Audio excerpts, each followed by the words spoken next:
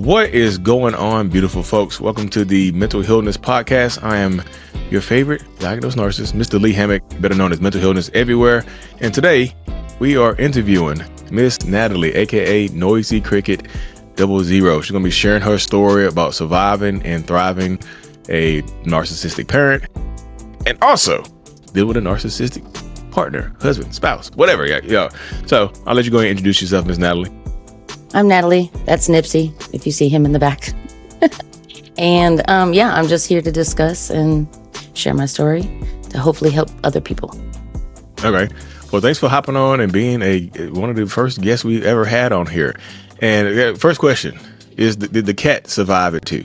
Yeah. I got him after. So he's a support cat. Yes, support cat. he really is. He's only 7 months old, so I know. He's huge. He's a Maine Coon. Okay, I was like, I thought it was a grown man back there in a cat suit. Okay. Okay. He's 16 pounds. He'll get to 25. He's huge. Okay, so we have an emotional support cat named that's Nipsey my baby. Hissel. Yeah. Okay, perfect. So you go ahead and get started. Share what you want to share. Like I said, you have any questions you want to particularly ask me, just ask away. But also, like I said, if I hear something, I'll just give my little advice as well. Right? Yeah, jump in because I've dealt with narcissists all my life. So okay. I feel like I'm a pro. I feel like I can spot them like 10 miles away now instead of like 30 feet. Yeah, sometimes you gotta get close to get that scent before you get spotted later on. You know, it's just like, hello. Yeah. And unfortunately, my narcissist was, to me, attractive. So that made it way worse. Okay. So yes, my first narcissist was my mother, but I didn't understand what that was. Growing up, I always looked for how to have her love me. Like, what do I do? What can I do? What can I do? And long story short, that followed through in my marriage. So I had abandonment issues and from my father leaving. And if it wasn't for me healing that during my marriage, I would have never known I was married to a narcissist. I mean, he was a covert narcissist. So everything was, under the blanket, behind closed doors, that type of thing. Very much. I'll just start here. Where I realized I was married to a narcissist, there was a girl. I've been following you for many, many years. But right before you, there was this one girl. I can't remember her name, but she posted a video of breadcrumbing. She was just teaching us what it was. And she was in the shower and she showed like a lot of shower water coming down and then the breadcrumbing all the way up until like a bottle cap of water. And I reposted it on my Facebook one night. I was just scrolling, he was in bed sleeping. And I posted it on Facebook and I was like, in my head, this was my mother. oh. Uh-oh. So I So I posted it, went to sleep. I woke up the next morning, the whole house is in a rage. Like, he's throwing things, You want to talk stuff about me on Facebook? We don't got to be friends on Facebook. And I said, what's happening? Because I had no clue. But he watched that video back and he realized that was him. And he projected that to me. So because I was listening to you, you're like, they telling themselves. I was like, I started listening differently. You know what I'm saying? Mm-hmm. In addition to the actions that he was doing, because I fell in love with the potential and I've been around for a very long time. We were together for 18 years. Yeah. So Your relationship could vote. Your relationship could literally vote. Legally vote. Yes. And oddly enough, so you know how they say it takes about 7 times for women to leave a domestic violence relationship or whatnot. It took me 7 times. Do you have your doorbell? What's happening? No. So yeah, the 7 times is an average. That it takes a domestic violence victim to finally leave a toxic relationship. Yeah.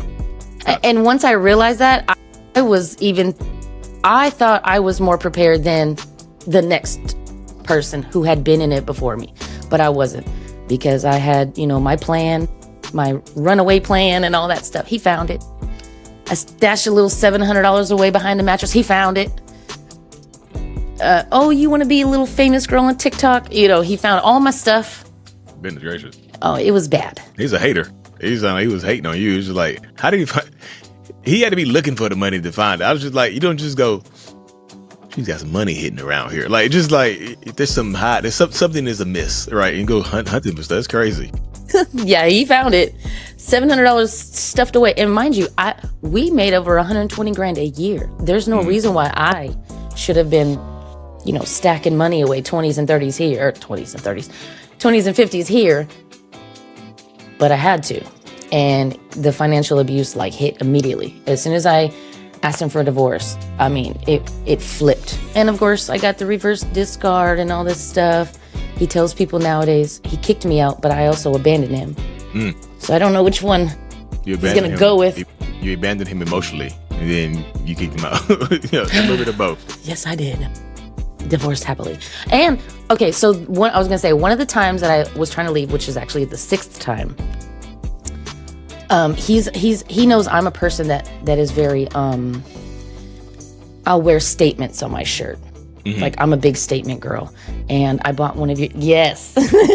I bought one of your tank tops that says, I'm enough. Oh, okay. And in the video of one of the videos of me leaving him and him attacking my son and I, I'm wearing your shirt. And it set him off. Not because of who's Lee Hammock, because he didn't know your name. But he knew that I was watching your videos, talking about it in the household, this kind of thing. And so I get a lot of interviews from that right there. When people say I just watched your video. My partner doesn't like you. I'm like, they don't know me. They don't even know me. They know that voice. They hear that voice like, you listen to him again. He just he lying to y'all. He don't lying. They ain't how it really is. Yeah. I get a lot of interviews from it. It's so funny. And I promise you, when it happened, I didn't know I was wearing it because I got it from the Ring camera and I looked back and I was like, how ironic was that? But I've been away from him now for 1 year. I'm in my house now, thriving. I've been here for 2 months, but I had to stay in an apartment. I had to build up. I had to do all the things. But yeah, once he showed me who he was, he did try to do, and the worst thing you can do, if a narcissist especially doesn't want to admit that he's a narcissist, is go to therapy with them. Oh, go to marriage counseling? Yeah, he tried it. Now, At this point, I already knew I was done. I was trying to play the mental game, where I was giving into it, buying myself time to get out. And he was just like, whatever we can do to fix it. And I'm like, yeah, buddy. In my head, I already done gave you 3,000 million chances. This is over with. But yeah, I had to play the game because anytime I didn't want to go in the car with him, it was very violent. But I didn't like to go in the car with him because that was a fear of mine growing up, is dying in a car accident. It's a big fear of mine. So he uses the, speeding, getting behind people's cars, chasing, every time he's upset with me to get me to do what he wants or comply. And I was thinking, I'm just too much in a car. I'm thinking if I was to ride with you somewhere, that I would just be the same way, anxious and stuff like that. No, it was him. And I want people to pay attention to their bodies. This is something I did not do. My wedding day, I'm throwing up. I'm sick. I can't eat. I can't drink. I can't do a thing. I mean, I'm barely walking. My entire family, his entire family, you have cold feet. Just do it. Just go. And I wasn't paying attention to my body. I mean, I threw it for 3 years straight after that. Oh, goodness gracious. That's a lot of that. What you just said earlier about listening to your body on your wedding day. My wife, she probably has, I think she has a very similar story to that. Once we've sat down and talked about things that have happened in the past, she said she felt very similar on the wedding day, just like something wasn't right or whatever the case may be, right? We're better now, of course, because, 8 years of therapy and so on and so forth. But she does mention that, just in part of her story about not feeling whole on a wedding day. You know what I mean? It's just feeling disconnected. I didn't pressure her into doing it, but it's just like you just said, sometimes the familiar pressure, other people are there, your family's there, friends are there, you don't want to disappoint them, so you actually still go through with it. It sucks to hear from my end, but I get it now, right? Because it's the only way you can course correct if you hear it. Did you say it sucks from your end? Yeah, it sucks to hear it on my end. Yeah, absolutely. Empathy. Oh, I love it. Yeah, because it's empathy, but it's a part of just a part of trying to be better. And the only way you can get better is to acknowledge the things you've done in the past. So I just acknowledging that I didn't provide a comfortable environment on the wedding day led to her feeling that way. And of course, she's entitled to feel that way. She should feel that way because if I'm being disconnected or I'm acting a certain type of way, she should absolutely feel awkward or anxious. And like you just said, you might be throwing up and your body is just like rejecting him. Your body's just like, he's like a virus. You got the wedding virus. And that's 10 years. That's like 10 years in when we got married. Yeah. I mean, yeah, it was a while. I mean, he wore the mask for a very long time. And I know the end goal, he brags about having children with one woman. He's like making sure. But I feel like when I look back in the beginning of our relationship, like he brags about it to his friends. I only have one baby mother. What about, is his mom only have one baby daddy? 4 kids, 4 dads. Say that's what you see. You see how that comes from. You see how deep seated it is right there. Yeah. He don't want to be like his daddy, or he don't want to be like his mama. So it's a part of him bragging to himself. I know he's saying it outwardly, but it really is him bragging to himself about it to make himself feel better. Like, yeah, I might be treating you horribly, but guess what? I only got one baby mama, right? Right. And this is how you kind of like a self high five, like Barney from How I Met Your Mother, like self high five. It's his way of congratulating himself. And he does that a lot. Because I was a divorce paralegal while we were together. And I loved my career. I was in the office doing my thing, okay? But I looked at the numbers. We're building a family. We're also going to get married in another year. And I had saved up money to buy a house. This is for me, because I had one son before he ever met me. Who he adopted, which, let me tell you, he loves to tell everybody that story, but my son wanted a dad, so he asked him to do that. It had nothing to do with my ex, let me tell you.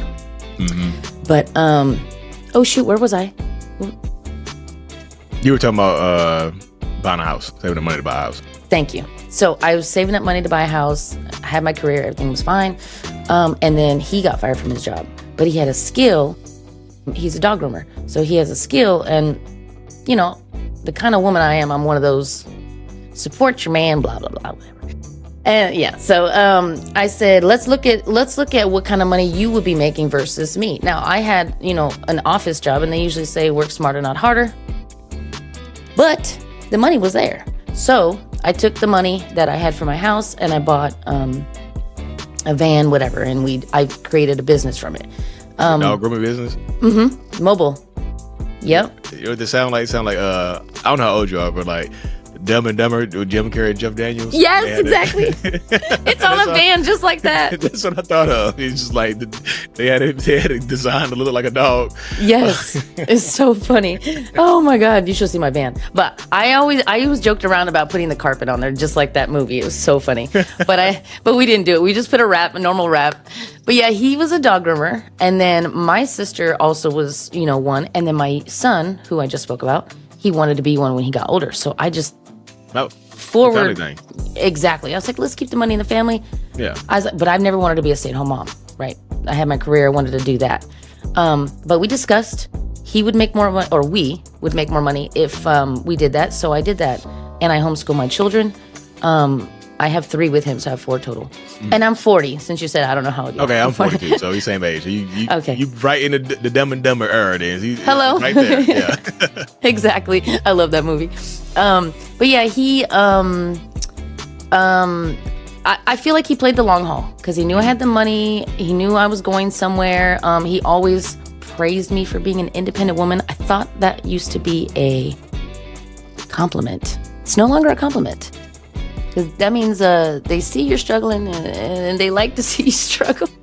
Yeah. So now when I'm dating and I hear that, they call me big money or something, I'm like, I'm out of here. Yeah, you see it. That's what it is. Like, oh, you got all the money. Let me borrow something. Let me borrow a couple dollars. They'll say stuff like that. They just... Don't get me started on the 20-year-olds. Leave me alone. But yeah, it's bad. It's bad. And I had to learn what incel was. Oh, yeah. Yeah. Me all the way up. Yeah, the incels, I think they're kind of messing up the world a little bit here and there. Yeah. Well, my husband is one. Oh, one of the biggest stories, and the reason why it really fully ended, like besides the physical, because the physical ramped up at the end. that was in between. It was, whatever. But the final thing was so we had our son, and that was our finale, our number 4, our one, our done. No, I was going to say one and done, but number 4 and done. And we had previously discussed, before we ever got married, before we ever started having kids together, that we would have 4. That's it. And I already had one. So that means totality. He only, yes. Yeah. And we knew that, and that's fine. We got married. Okay, fine. We talked about what we were going to do afterwards as far as birth control, because I'm not on anything and we've never been.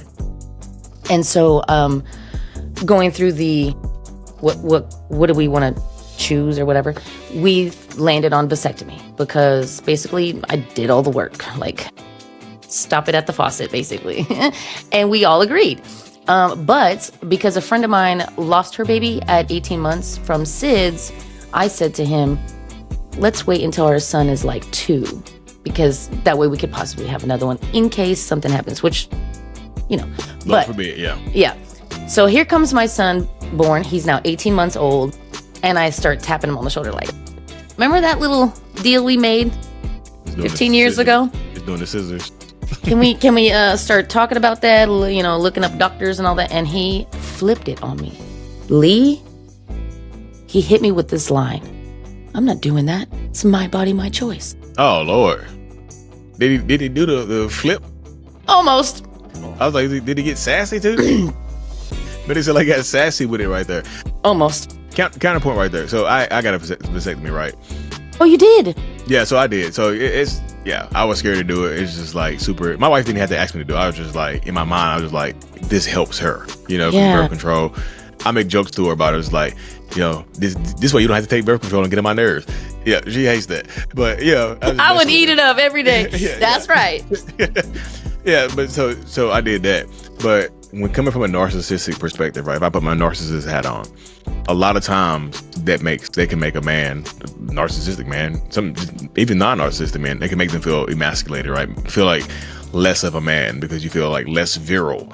Or, the chance of the thought process also goes through that something could happen. You get this fear, and then you just like blame it. Like, well, why don't you do it? Why don't you just do it? Why don't you just get a, I forgot what they kept for women. Hysterectomy, I think. Hysterectomy or a shot Tube or something side. like that. Tube side, yeah. And they'll put it onto you because they feel less than. And, narcissistic people tend to struggle with their own self-worth, even if they are conventionally attractive. The surface might be pretty, but right beneath the surface is like a bubbling volcano of insecurities. So when you're saying, hey, snip, snip, you're like, oh, you want to snip me, make me less of a man? And they attack you. It's like they lose their minds and stuff. Oh, he did. Because at that point, it's like, he did weird stuff. Like he lifted my shirt up and smacked my belly. It was like, look at you. And I was like, what? I'm like, I literally gave up my body to give you the kids that you, like, he begged me for kids, right? Yeah. Not saying that I wasn't a part of that. But all my kids are like 7 years apart. Like, they got some time in between them, except for the last one. The last one snuck in there 2 years later. But like, I've never thought of myself being a stay-at-home mom, raising kids and homeschooling kids. I didn't have the patience for that, but I have now because they need me. So, and you made a point about post-separation divorce. No. Thank you. After divorce. Yeah. That's what post-separation means. Anyways. Yes, that is still happening. It happened to me last night. I mean, I have him blocked so I don't have to speak to him.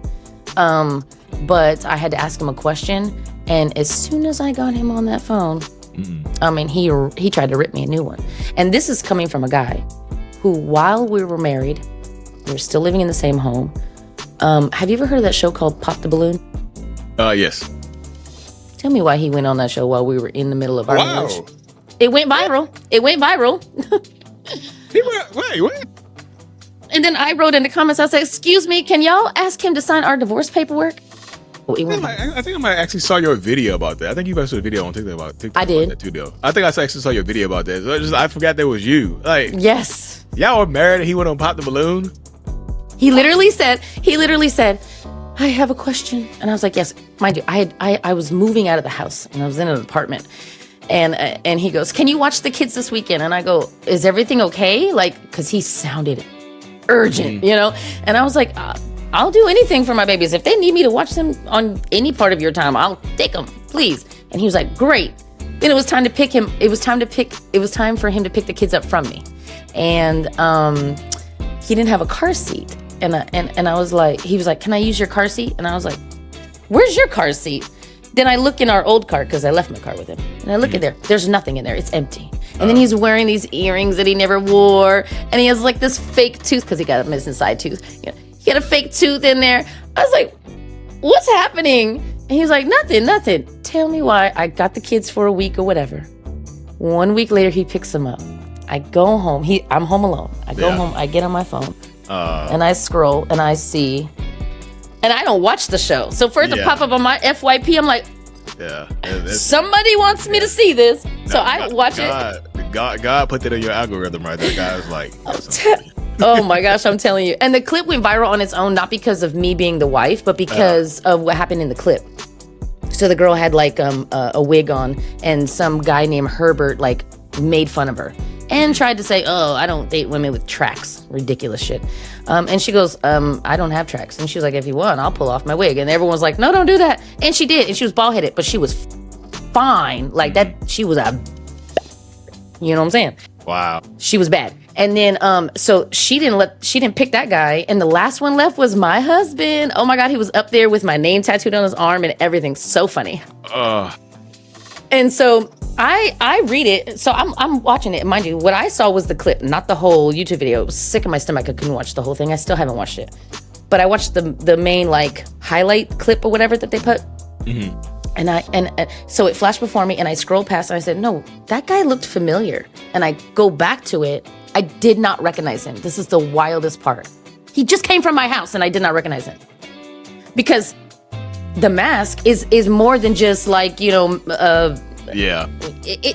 it's on their face. He did not look like himself. Okay. So, and to me, because I'm so unattracted to him now, he looked like an alien. Mm-hmm. Like to me now, like I've seen him, I'm just like, ugh, I can't believe I liked that. But yeah, so I saw the clip and I said, oh, you're lying. So I get in the comments and I'm like, can somebody ask this man to sign the divorce paperwork? Because I've been trying to divorce him for like a year now. Yeah. And they were like, oh my God, you went on the show married.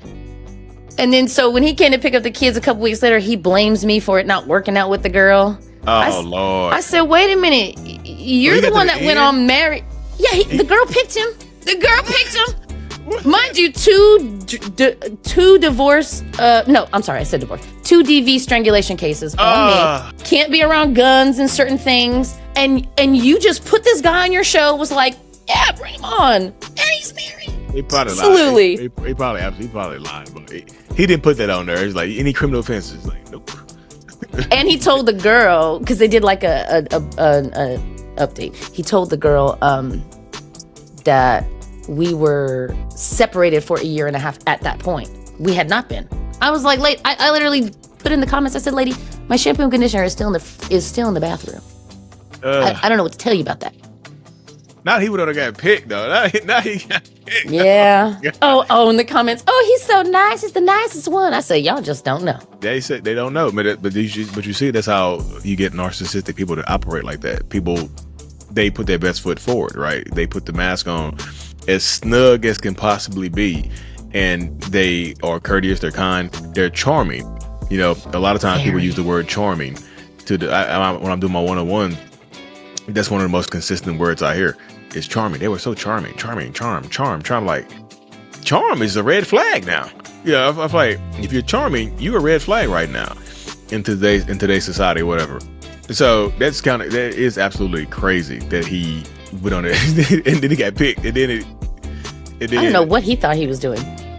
He thought he was trying to move on. He's being sneaky, but he knew what he was doing. Even though y'all were not technically together, I guess in his mind he knew that he was doing was unsavory, because I guess he thought that if you knew that he did that there would be no chance or no opportunity if y'all even ever connecting again. That's why he didn't tell you. He's like, oh, can you watch the kids so I can go and pop the balloon? He didn't say that. He's like, oh, can you watch the kids? I got something to do. And it's important. We got a tooth and some earrings, and just like, oh my God. Lee, my daughter told me he got the stuff off Amazon, the plastic stuff to shove in there. I can't. Put a piece of chewing gum in there and just dealt with it. Let me ask you a question. So what do you think what was the final straw? I know you said it was the domestic violence and things like that were escalating towards the end. What was the final straw? Because a lot of people, in the field or the niche of narcissistic abuse, toxic relationship dynamic, they call it the breaking the shelf moment. Mm-hmm. What was that for you? Yeah. So I couldn't see past certain things. Like, because he didn't cheat on me, I thought good guy, right? Because he was very loyal, but he cared about his image more. That's what that was. It was about his image. I have to look good. I have to have a good looking wife, great kids, the white picket fence. But for me, it was the my body, my choice. Because I very much took that as an attack on my body. I said, how could you? And we got into an argument about Trump because he took away the Roe versus Wade thing. Yeah. It directly affected me because, wouldn't you know it, the one time I sleep with him, the one time I slept with him on our anniversary night, he was very much like, we got to still do this. We're working on our marriage. This is the time I told you we were going to therapy. We were going to therapy, but mentally I was just like, I'm just here right now. So we did the situation, the do. I got pregnant. Wouldn't you not know that it became an ectopic pregnancy and my life was in danger? Yeah. And Trump had just taken away the Roe versus Wade situation, right? So I'm telling Chad, my ex-husband, hey, we need to figure this out. And he was like, yeah, we're married. I'm like, oh, you think I'm about to have this thing? Yeah, he did. So what he didn't know is I already made the appointment for the abortion because it's my choice. Before even finding out it was ectopic, I had no clue it was gonna possibly kill me. There was no way I could know. But at that point, I knew I was pregnant because we had only slept together the one time. 2 weeks later, I'm throwing up, sicker than ever. My body, it hits my body. And I came and I thought to myself, what do I do here? I am in a really bad predicament. I'm now pregnant with my 5th child that I do not want with this man. I can have as many children because let me tell you, I'm a great mom. But with him, no thank you. So I was like, what am I doing? I was like, am I really going to divorce this man? We have a house. We have cars, our business, right? We built everything up to this point. I'm now in my soft girl era, you would think. No, I'm not.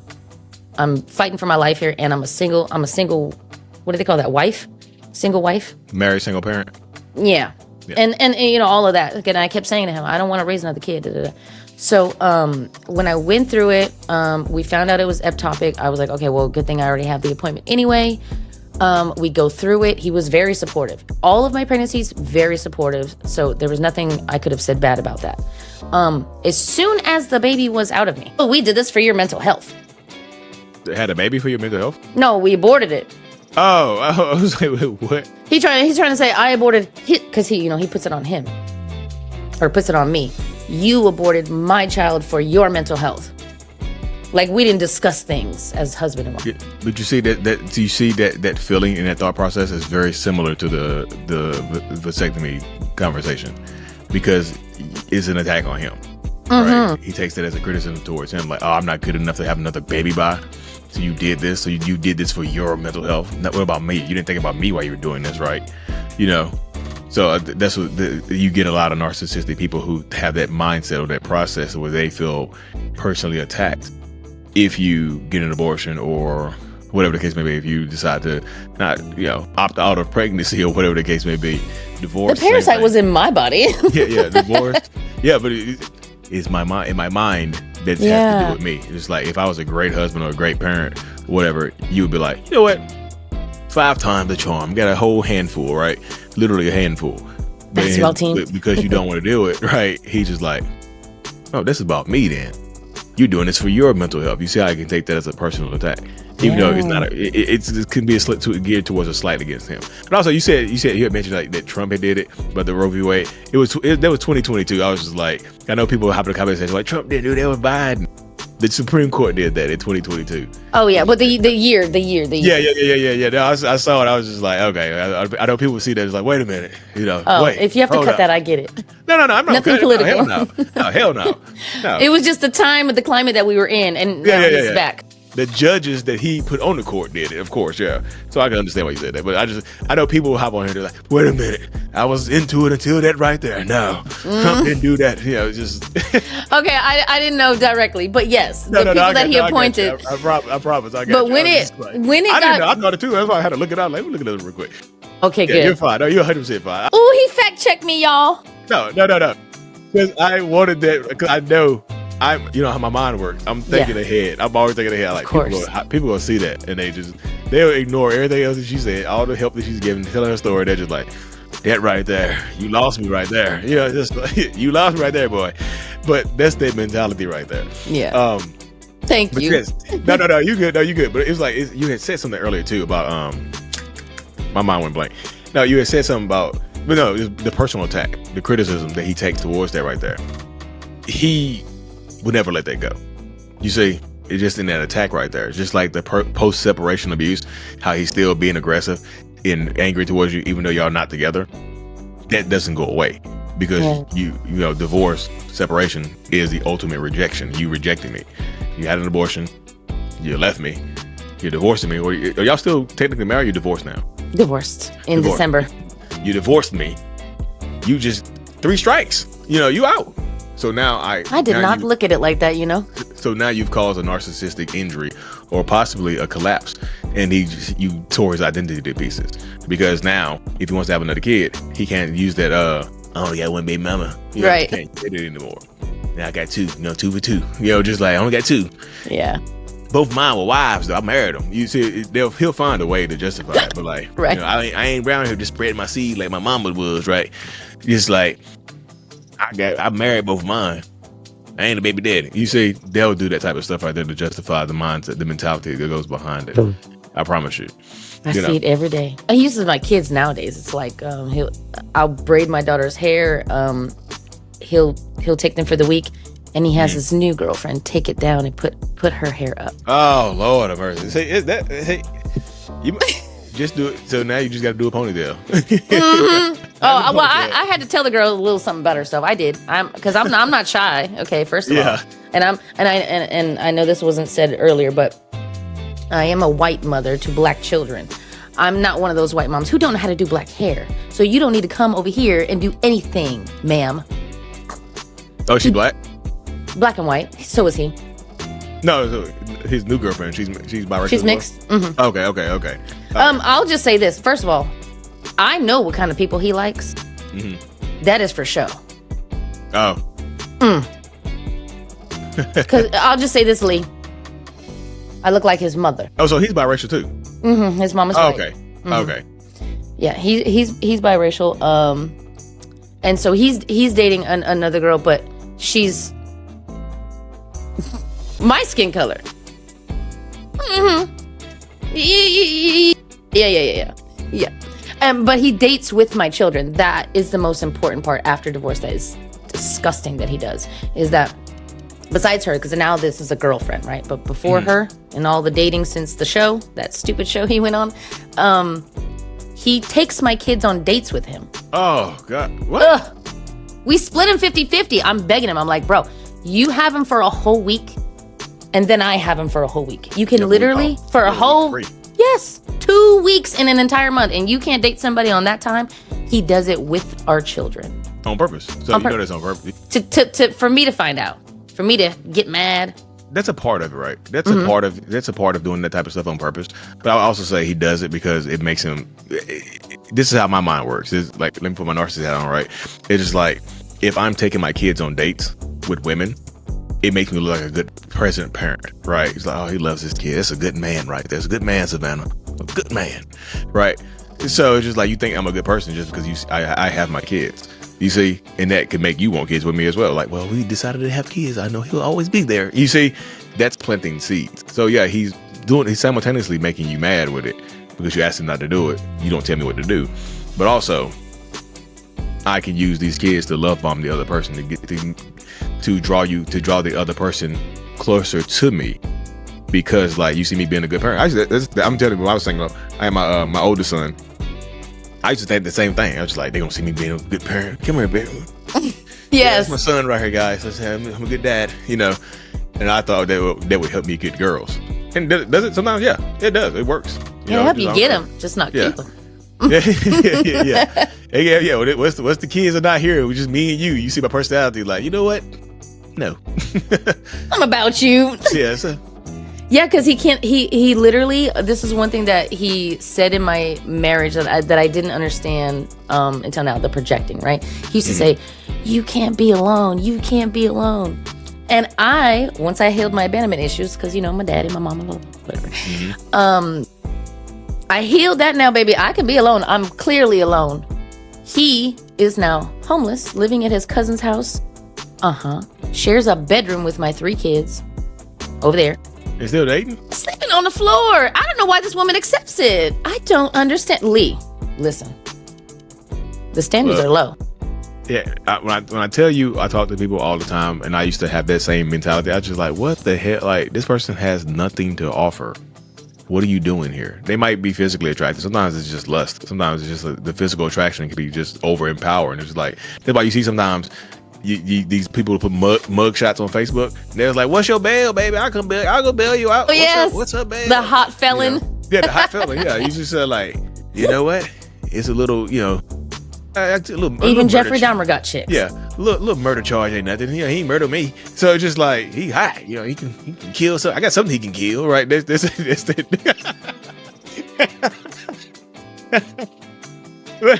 just telling you, that's the mindset. Now that's the mentality that goes into it. I promise you, it's just like sometimes it's the lust. It's just physical attraction. You feel like you can, like you just said earlier. You said it. You said I saw the potential. So some people see him in his position. He's trying hard. He's being a good parent. He hasn't left his kids behind. So they see the potential. And he has his own company. That's what because we split it. He got one, I got one. Yeah. So you see that. You see the potential in there. It's like, well, he's on a hard time. He fell on hard times. So yeah, I promise you, I used to have that same thought. I was like, what the hell are you doing? My head be hurting. I'm like, what the hell? But then I get it. Once I talk to so many people, once I've coached so many people, I started to get it. I still don't like it. It still don't make sense to me. But I get it, right? Just like, okay, I get it. But so many people set themselves up because if they don't have anything when you first meet them and then they build it up or you help them build it up, they will resent you for that. Oh, he's mad at me for that, honey. He was homeless when I met him. Yeah. So you said the same thing. He moved into my place with me and my kid. Yeah. So you said the same thing. He's like, he didn't have anything. You see the potential, the attraction. Sometimes that's what it is right there. And then they resent you for that. It's like a jealousy. It's like a deep-seated jealousy that's just like, how dare you have a life that I deserve? Like, what have you done to have a life like this? How dare you get to live this life and I should have this. I should have that. You just hit on something for me. Hold on now. Okay. I did modeling for like 2.5 seconds, right? He used to go crazy over my pictures. He's like, it was for Coogee. You know Damon John? Okay. Yeah, I we the same age. I know Coogee. Oh yeah, that's right. I forgot. You look so young, okay? I gotta teach you about FUBU real quick, you know what I'm saying? Yeah, I know FUBU. Yeah. Damon John and I are now friends. That's my boy right there. All right, let's go. But I used to model for him, and my ex, when we were dating, he was like, oh, you need to put the pictures up, on the wall of you. And I was like, ew, no, that's like corny, right? Later on, we got a house, whatever. And I was like, you know what? I'm going to put like one of my modeling pictures up because no pictures in the house were of me. They were of him and my kids. That's what I wanted. But I put one up. And one day when we got into the little argument, that's the first thing that he ripped down. Oh, Lord. Lord. And he stopped me from modeling. I never continued it after we got together. And I still have offers for it, but I'm just like, now I'm going to do it because, baby, he's stopping my dream to get on Big Brother. I'm getting on Big Brother. Okay. I would say right now, you might as well go ahead and do it right now because, like, you don't want to go with that regret right there of not doing it. And you have that freedom because a lot of times when you leave these relationships, you might actually miss the person, of course, because y'all it's a history together, right? It's 18 years.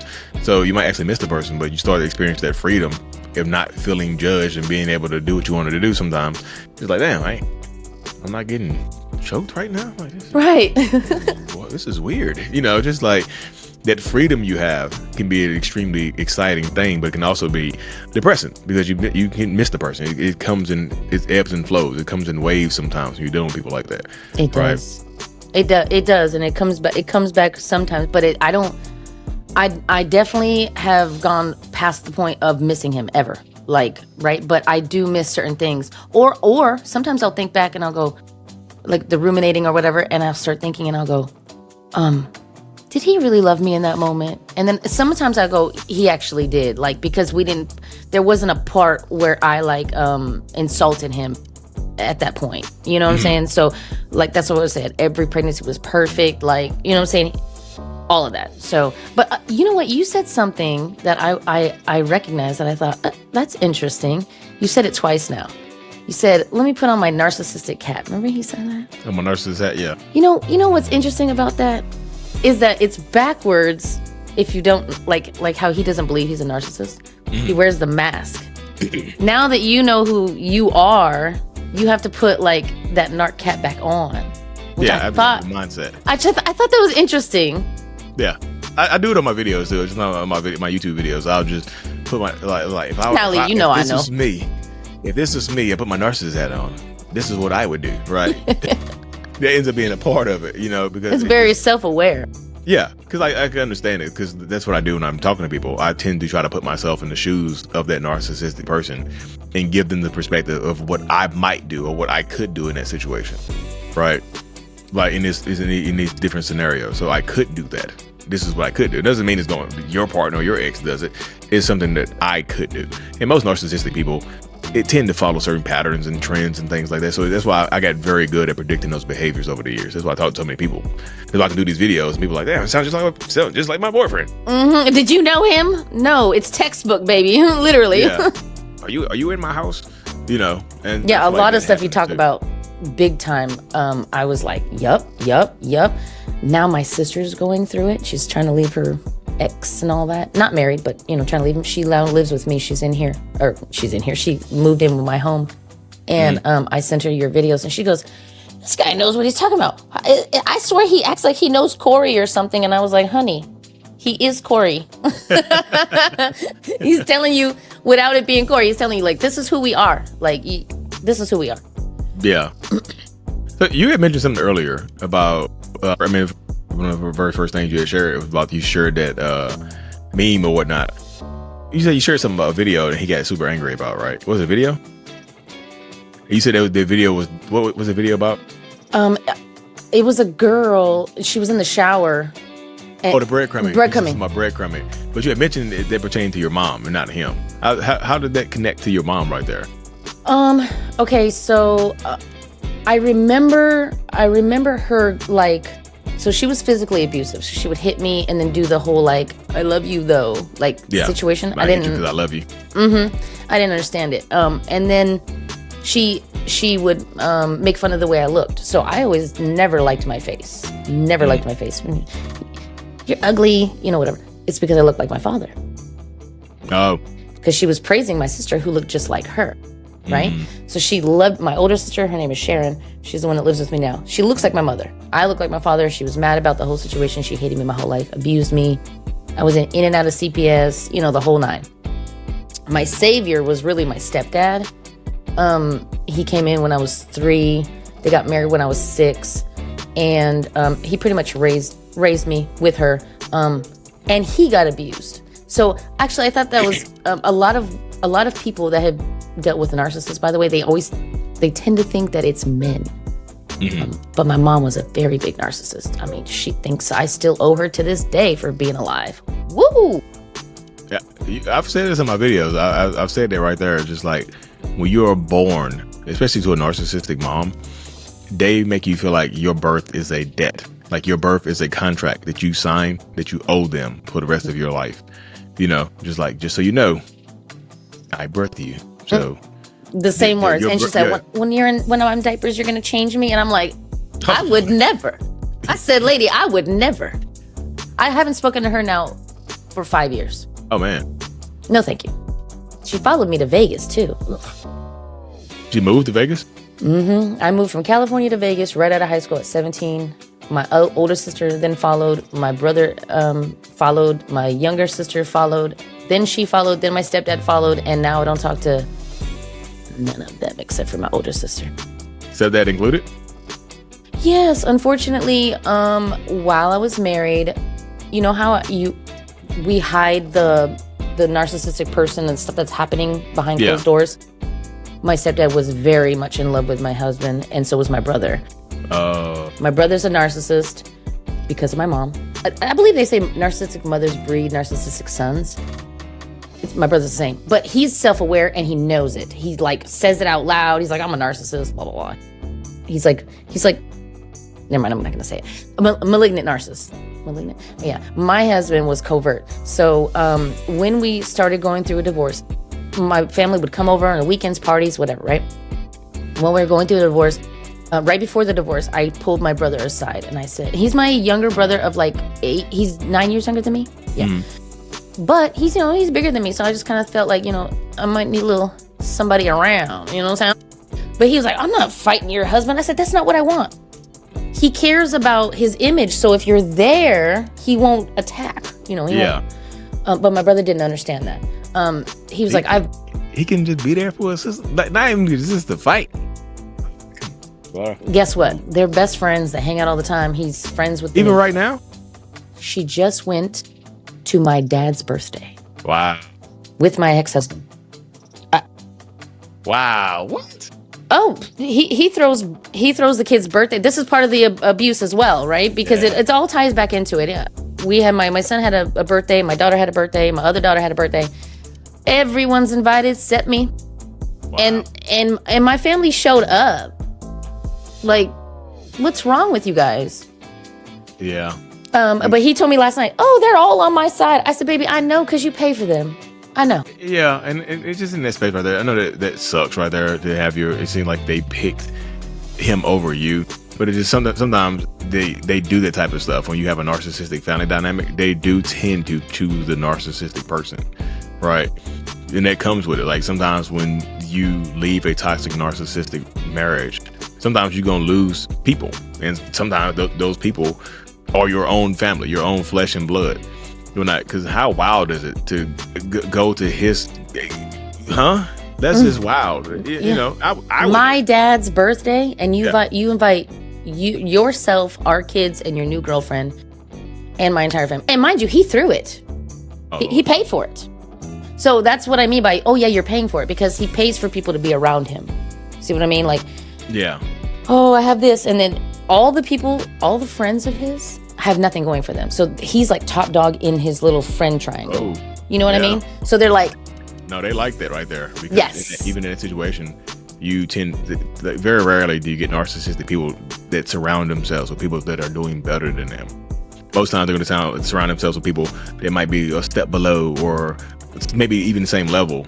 But very rarely is it going to be, I'm going to surround myself with people that are doing better than me, unless I want that image, unless I'm trying to portray the image that I'm on the same level as these people. Yes. Look at my friends. I'm a bum, but I'm hanging out with Jay-Z. Like, Jay-Z is my best friend, right? It's just like... Or if he wants to get something out of that person. Yeah. Because if he knows you will give him like $5,000 to do something for the business, whatever, he will lay out that red carpet for you to be able to give him, trust him. Yeah. The charm is real. Yeah, that's why I hate that for you though. But like sometimes it's just like when you are escaping that, it is end up being a part of it right there. You learn how to deal with it and just it's just that release, because people tend to expose themselves when a relationship ends, or during a smear campaign. They tend to expose themselves for who they really are. Like if they're your narcissistic ex or parent or somebody is lying about you, and the people that they're lying to about you, they just believe them and don't question it, don't come to you, just stop talking to you. That becomes like a life filter, right? Like I call it like a literally a Brita life filter, right? Where it just filters through, and then it's just like the good things come out the bottom. Yeah, kind of like sifting for gold. You know how back in the day they used to have those pans where they go to the riverbed, like I'm gonna go get some gold. Yep. You dig it in the riverbed and all the mud falls out, and then like little nuggets of gold are left. That's how it is sometimes. After you leave the relationship, like the nuggets of gold are left. Sometimes the only nugget left is you. You might be by yourself for a little bit, right? Hello. You're like, everybody, you might be by yourself with Nipsey, right? That's right. That's my dog. My cat, my dog. Yeah. You know what though, and that's the joke too, right? Like, oh, you're gonna end up with cats alone. Please, Cats are cool. I want them. I hate that intro. You'll be an old cat lady. Cats are cool. And he's really cool, Lee. Let me look at this. Come here, Big Daddy. Oh, come here, big boy. Look at him. He is just the coolest thing. He's a big one. Oh my God, he's so big. He's big as my head. Yeah, look how big he is. Goodness. Yeah. But it was either this or a Great Dane because I wanted like something big. I like big. But he's the biggest kind of cat you can buy. Oh goodness gracious! Yeah, he's a big one. I saw him sitting when we first hopped on the camera. I saw him sitting back there. Oh, that's a big cat. You know. But it comes with the business, you know. My son now works for me. He's 22 now, and he's a dog and cat groomer. So okay. Now I run the business from home. My son works, and so it seemed like the goal or the dream that you had about having to stay in the family is still occurring right now.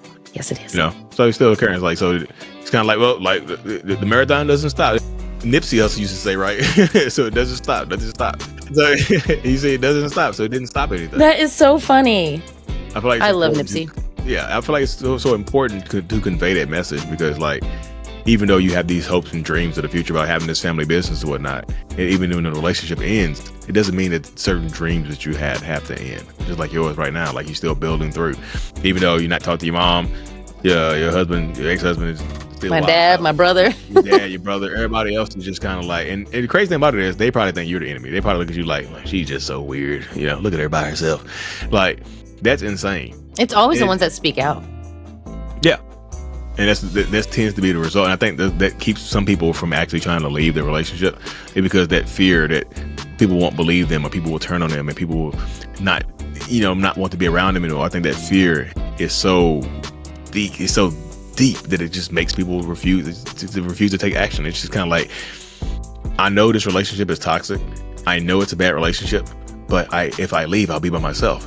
So at least I have people. At least I still have my family and friends, even though they might be fake towards me. They might just be placeholders that just kind of like figureheads in my life.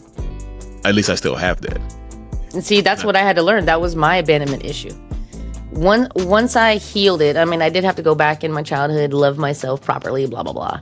And a lot of people don't talk about what healing actually is. Like, you have to talk about it. You have to talk about what you've been through.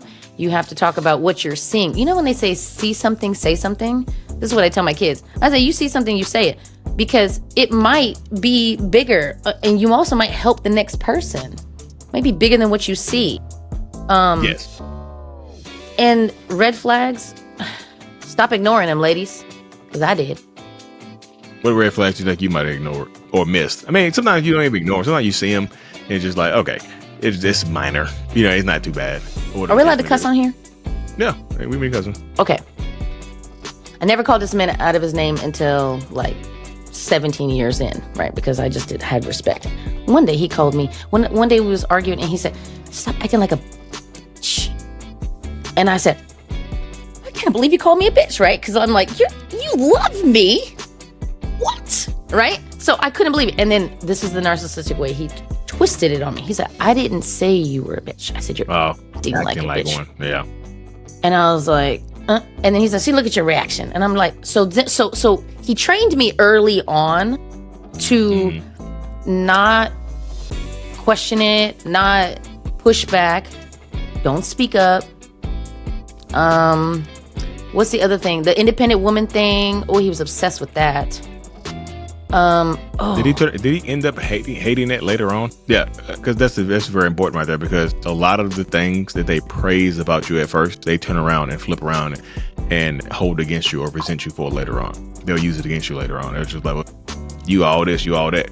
You know, they'll praise you for being independent at first, but now you need to get a job. Now you're not independent. Oh yes, now you need to get a job. This is what he says. Yeah. He just said it. He's like, you need to get a job, you bum. I'm like, I'm living and thriving without you. I don't know what you're talking about. But a lot of that, the red flags, one of them was, okay, so because I grew up in a home with domestic violence, I accepted domestic violence, but on a smaller scale at first, right? Because, you know, but one thing that he did, that, okay, there's a difference between trauma bonding, like trauma with that person, right? But what's the thing where they share their trauma? Trauma dumping? Like they trauma dump on you? Yeah, he did that, right? So I don't want to get too personal. About his shit. But I'm very affectionate. I love to touch my man, my girlfriend, whatever I have at the time. Cool. I did a little tappy tap on his behind. And he like hit my arm. And I said, what's going on? He said, don't touch my butt. Don't you touch my butt. Turns out later, something happened as a child. And because of that, I was always on high alert. I'm talking about maybe like 12 to 14 years straight. I was not allowed to like give him a little tappy tap. I'm talking about love. I'm talking about love taps when they walk by the couch and you give them a little pat on your girl's butt or whatever. Yeah, no, I know what you mean. Okay, because I am bi, I do it both ways. I smack a girl's butt, I'll smack my guy's butt. If I have one at the time, I don't know what I got. But this is my man at the time, so I give him a little smack-a-doo when he walks by. And he hits my arm and grabs me, and I'm just like, what? So that was one of the red flags early on. I didn't understand, right? Because I thought, oh my gosh, I feel so bad for you, once he told me his story. Now I'm like, motherfucker, you need to heal yourself. Like, that's where my head was at. Now, my head was not there. My head was not like, you need to heal that. I feel bad for him. So my empathetic side came out, and anytime that he got violent, I'm sorry, but you can't keep using that though. We're 40. You can't, but in his mind, you can. It's just like, because it did happen and it's prevalent and I can always bring it up. But I've never used, you know what I'm saying? Like, I've never used it against him. This is like the biggest thing to him, right? His biggest shame story, whatever. For me, I have my mom abused me physically, whatever. So whenever we get into an argument, one of the red flags that I didn't pay attention to is he would say, that's why your mom beat you. Oh, yeah. And I was like, they would throw that trauma in your face immediately. Yes. Yeah. And that's why I don't ever want to share with the next person what I went through, because then they're like, oh, you would accept that. No, I won't. Yeah, that's why it's just like, I typically tell people in the beginning of relationships, when you're getting to know somebody or just throughout the relationship, make people earn that information, right? Just make it earn it. Like narcissistic people, they tend to vary. Some of them will be very quiet in the beginning, but others will trauma dump on you to get you to bond to them faster, because that's the quick way to get you to feel sorry for me. I got you, right? You feel bad for me. Did not know that. So I got you now. But that's how it goes. Like, because you feel bad for me, you bond to me quicker. Same thing with the kid. I'm just telling you, that's why he uses kids. That's why he's taking kids on dates. Which is, most people would see that as weird, right? But just in case, some people, that works. Oh, you got your kids? Oh my goodness, these babies. I know this is our first date, but oh my God, your kids. Just like, I love them and whatnot. That's how they bond to people very quickly. It's a manipulation tactic. It's a manipulation tactic. Like, so gross. You wouldn't take your kids on the first date. Like, all right, kids, get ready. We're going to meet this new man. It's something like you would see in a movie. Like, there was a guy that dated like with their 3 daughters or something like that, and I was like, oh, that's cute. That's romantic. We watched that as a husband and wife before. It's not cute and it's not romantic. It traumatizes the children. But you see how in that situation they're more worried about themselves than the kids. The kids in that situation right there. Man needs to be worried about finding a mattress. But a kid. So I know you said finding a mattress. He's paying for birthday parties, but living on the floor with his cousins. Okay, so his cousin moved 1.5 miles down from us when we bought our home, and so when we were going through a divorce, I asked him very nicely. I said, "You work. We have he worked in a work van. I said you could take your stuff and go to your cousin's house down the road. Come see the kids anytime you want, but we can't be together in the same home. It's not working. And I work from home and I homeschool the kids, so let me stay here." And if you're gonna have to pay me child support, right? I'll be paying for the house that we own anyway. So it's like, it's just taking care of itself. Would not listen. So what did he do? He stayed in the house, blah, blah, blah. Finally, he moved into his cousin's house, the same one I asked him to move into, but after we sold our house. And so now he shares a room with my 3 kids, our 3 kids. There's one bed in there. He sleeps on the bed when they're here with me. But when they're there with him, they sleep on the bed and he sleeps on the floor next to them. That's a good dad right there. It's a good man, Savannah. But he's at Dave & Buster's every weekend, honey, with my kids. He's a Disneyland dad. Yeah, he's Disneyland dad. You can see how his priorities are all torn to pieces. Yeah, and he just bought 2 new trucks. And I don't mean work trucks, honey. I'm talking about one's a Mercedes And one's like this big, I don't know, Ford F-250, something like that, you know, because... So you see the optics. That's how you get people. The optics. I have these new cars, these nice cars. I'm a good dad. I'm attractive. I don't know what they look like, right? It's like... Barely. I'm attractive. So I got what a lot of women want, right? So that's how you get them. It's all about the optics. It's just like I use these external things to bring people to me. You know, it's like the light. It's like a shining light, and you get moths to fly to you. You know, it's just like so when you turn the light on outside, it might be clear at first, but it's 5 minutes later you got moths flying around. Like, where the hell y'all come from? Where y'all even at? You know. Right. So it's just like that's what happens. Like that instead of a light, the Mercedes attracts moths. That's what ends up happening. Because he's looking for a house right now, probably for a new with his girlfriend. He's probably going to move in with her. I'm almost positive. Yeah, but be prepared for that right there, because if I don't know, like what you say, your relationship like is with her or whatever the case may be prepared for that to tend to escalate. I just haven't met her yet. Oh, you haven't met her? How long have you been here? He asked me to meet her in like I want to say January, and we got divorced in December. And I said no until. You know, because I literally said to him, until you and I can get on the same page, we can't add somebody, a third party to this. Yeah, that doesn't make sense. Yeah, because then you're just two-timing me. Not like, that sounded weird, two-timing me. Double teaming me if we're hanging out or like the kids got to say something. I'm not doing that. So until me and him get on the same page, I'm not adding you to the pot, honey. But she's around my kids 24/7, so I'm struggling right now. I did write her a Facebook message. She wrote me back one, called me Sweet Pea. Hold on now. Don't you call me Sweet Pea. I just called you Sweet Pea. Mm-hmm. And she older than me. Hold on, lady. Don't try to mama me. But yeah, so she wrote me back basically being a little snarky, but like, since I'm not going anywhere, I'm like, okay, lady. Because you think you... But you know what's so funny? When I see her, like pictures of them, he takes her to the same places he took me. Which, mind you, he didn't plan any dates. So any dates that I planned, that we took pictures at, whatever, he's redoing the same ones. I'm talking about the same poses, the same beach, the same restaurants, the same everything. But you see how that works, though? Did you see? Because the patterns is like, if this is what I know and it works, I go to it, right? I saw a video very recently of two girls, right? They were like best friends, and they realized they had both went on a date with the same guy at different times because they were describing their favorite date, and they both were talking about the same date. They're like, yeah, we went to this apartment. He had a white t-shirt and we went to Paint and Sip and he did. Yeah. What? Where's the apartment at? Yeah. What? You know, it works. You know, why change up if it works? You know, so you go to what you know. Like if this place works, okay.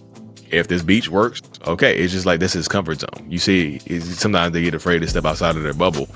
So that right there just becomes their comfort zone right there. This restaurant, like if he breaks up with her, you'd be surprised. You be going by that restaurant.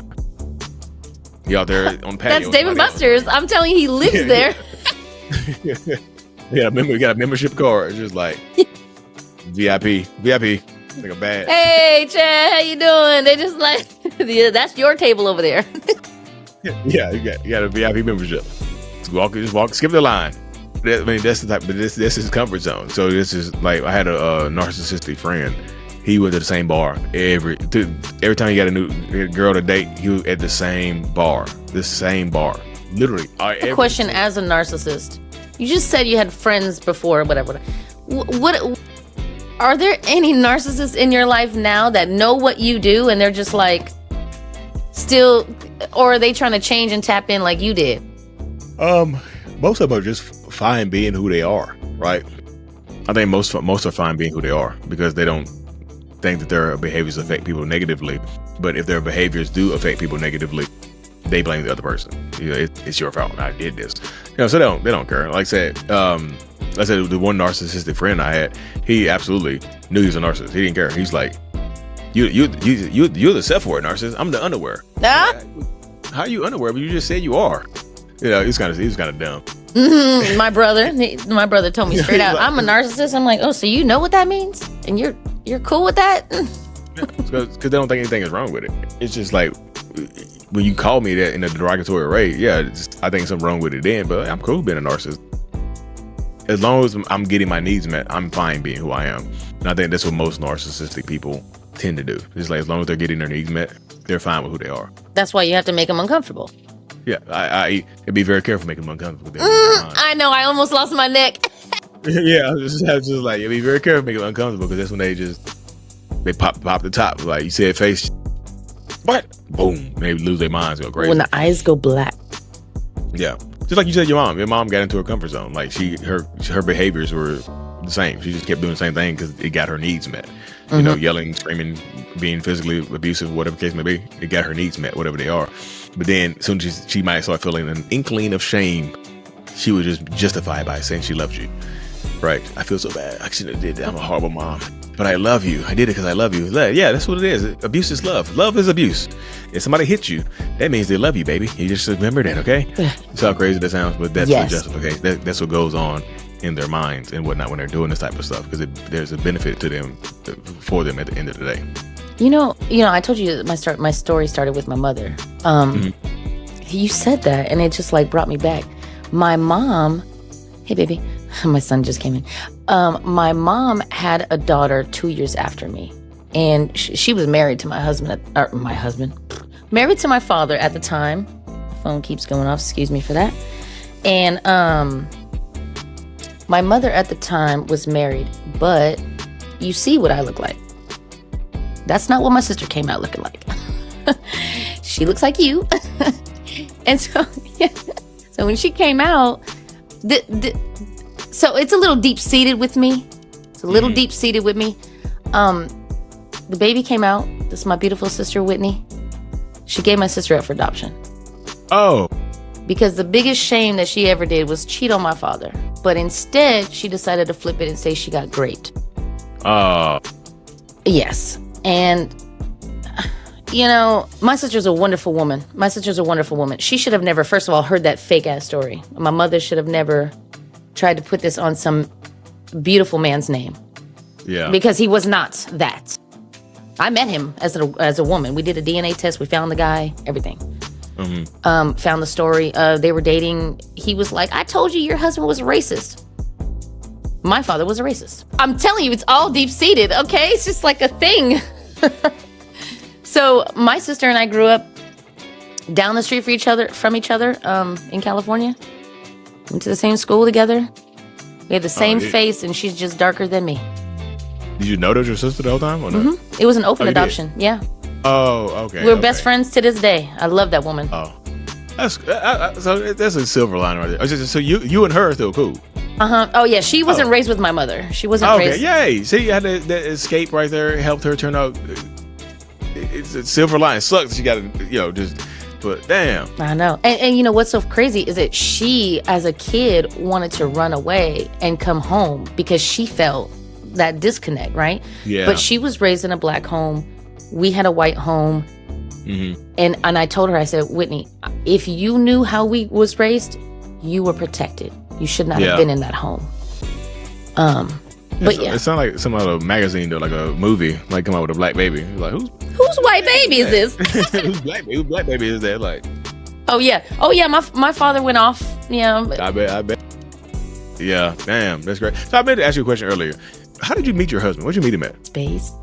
MySpace. One of the OG social medias. Okay. Wow. Friends for 3 years before we met in person. Were either of y'all in each other's top 8s when y'all started dating? Hey, do you remember the owned? You owned people? Yeah. Honey, I owned him for like 2 years. Lord. There was this big joke because everyone thinks like, you know how like you have a celebrity crush. They will always say, because I liked Chris Brown, whatever at the time. He liked Coco, Ice-T's wife. Yeah. Okay, so we that was each other's crushes. So we always had each other at the top 8. Yeah. We was number ones for a long time. And he got me. I'm gonna tell you like this. He got me because he straight up drew a picture, like whatever pose I had in the whatever. He drew it and mailed it to me. Ugh. Oh, I'm so corny.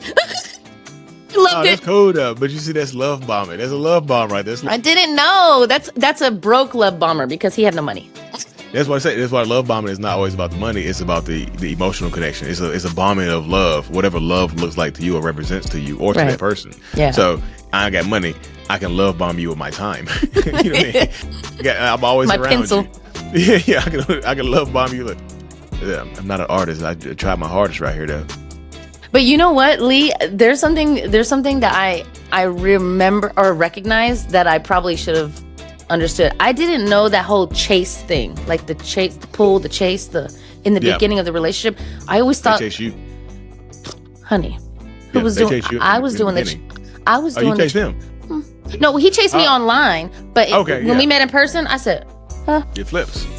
He chased you. Mm-hmm. But once he knew I liked him, it was off. This is how it looks. Like in the beginning, they're chasing you, right?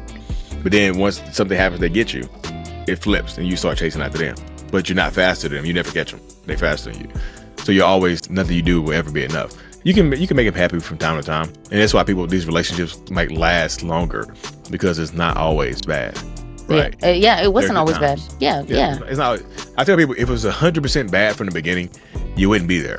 Right? If first date he reached across the table and try to strangle you, you probably wouldn't be together with kids, right? First date is like, oh, by the way, let's go and get this out the way.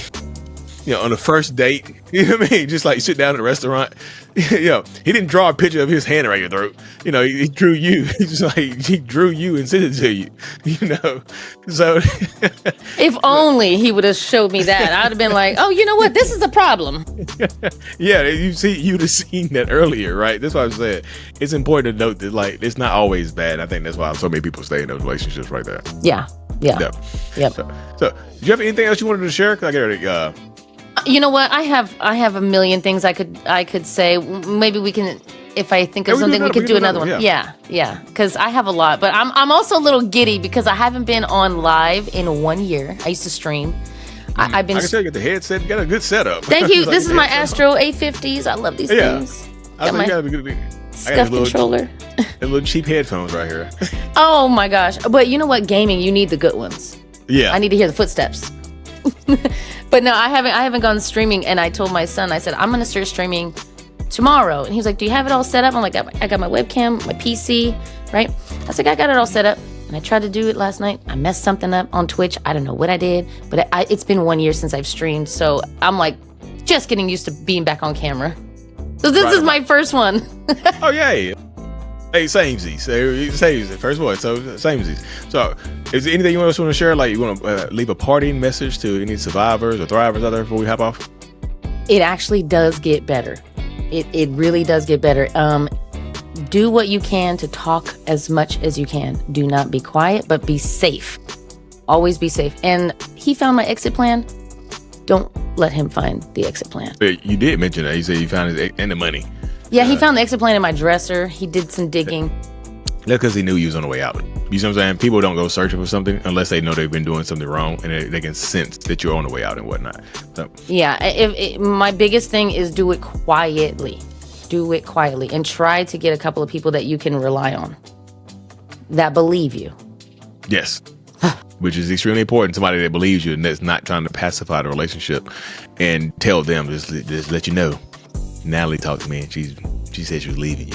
What? Oh, the worst thing ever was when he had his dad come after he knew I wanted a divorce, asked him for one. He had his dad come from California, come all the way to Vegas, came to my door because I moved out of the bedroom, right? We had a separate rooms. Mm-hmm. His dad comes to my door at midnight. And I'm like, can I help you? He said, I'm telling you that you're being an insubordinate wife. Oh, hell no. Bye, Dad. Yeah, he tried to bully me to stay in the marriage. Oh, hell no. So the whole family is behind him. Oh, yeah. That family, they came out of,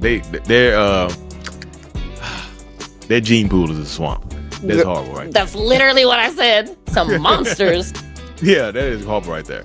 And my therapist said that to Lee. When we were sitting together, he looked me dead in my face. My therapist told me, he said, cause I think at that point, my therapist knew I wasn't getting it. Like you don't get how awesome you are. But he couldn't say specific things in front of him, otherwise I will be in danger when I left. So he looked me dead in my face and he said it was something similar you said in the beginning, I think.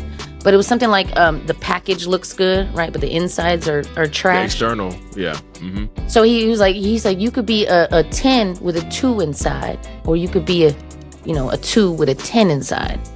And then I said, oh yeah, I know. And I looked at him. He said, no, you're the 10. He looked dead at me and said, you're the 10. You know what I'm saying? I was like, oh, because I was just second to last. And he did tell me, I have to say this, he predicted it. The guy said it on the first day. He said, if you're not here for pure intentions, around 8 weeks, you won't see me anymore. Do you know he quit on the 7th week? Because he said he had narcissistic traits. My husband didn't like that. Dangerous. As soon as you said he called you a 10, I was like, yeah, we not coming here no more, baby. He's a kook. He's kooky. Right. I know what you really meant. He must got his therapy. He must got his license from Dave and Buster's. I seen him playing.